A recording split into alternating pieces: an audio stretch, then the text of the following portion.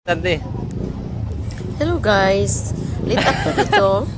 Pagdating namin galing Amerika, papuntang Pilipinas. Vacation namin, no? So, gadating lang namin sa airport, Pagadian City.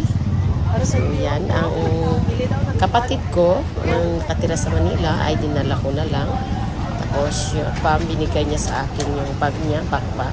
Kasi punin niya mga luggage namin. Tinauna niya na ako. So, nandyan yung mga family ko na hintay sa akin sa labas. Kita nila kasi matagal-tagal ko, almost 6 years din ako hindi nakauwi. So, yan ang pamangkin ko. So, iyakan sila diyan. So, yan yung mga pamilya ko, pamangkin, kapatid. Nandyan sila, nagtago sa amin. So, mag-travel pa kami ng almost 2 hours going to my house, no? So, yan. Nag-arkila lang kami ng van, guys, kasi wala pa mga sakyan. So, yan.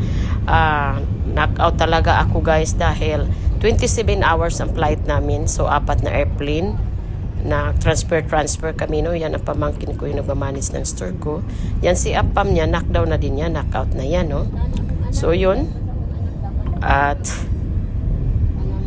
papunta na kami doon. Sa gitna na siguro yan, papunta sa bahay, no? At yun, ang asawa ko ay pagod na pagod talaga yan. Kulang kami ng tulog rin, no? Sige ako tulog. Knockout ako palagi, pero yung asawa ko hindi makakatulog pag mag-travel yan sa especially airplane. Ang parcel na abot na! Guys, binibiro ko yung ang parcel na abot na! Tulog! Nagtaw ng parcel! Oy! Kisa tagiyan eh! Ang parcel na! Naabot na! Oy! Sige mo, kuwan din ha! Sige mo pang order o parcel din eh! Hindi nyo paon! Oy! Ang parcel na abot na! Hatay na ni Ron, mabayaran tayo. Tapos guys, nandiyan na nagdating na kami sa bahay. No? Dating na sa bahay. So, nandiyan ibang pamilya kasi nandiyan lahat sila sa Suriatas. Yan, may naglagay pa sila na welcome home picture ng akin. Paggawa sila ng trampoline pala, picture ko at picture ng isa. Kinuha na din namin. Sa panahon na yun. So, yan, at so, as you can see, at yan, siya pa, pagod na pagod. At taas yung bahay ko. So, thank you for watching.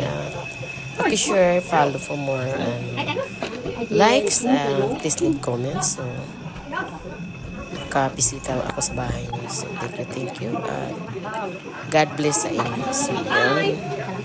So, wala nakatira sa bahay kundi ang caretaker ko yan. Kasi nakatira dyan nag-aaral.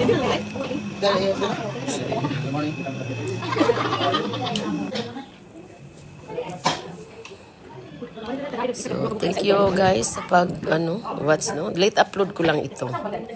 Kasi yung hinahanap ko ito at nakita ka sobrang busy kasi pag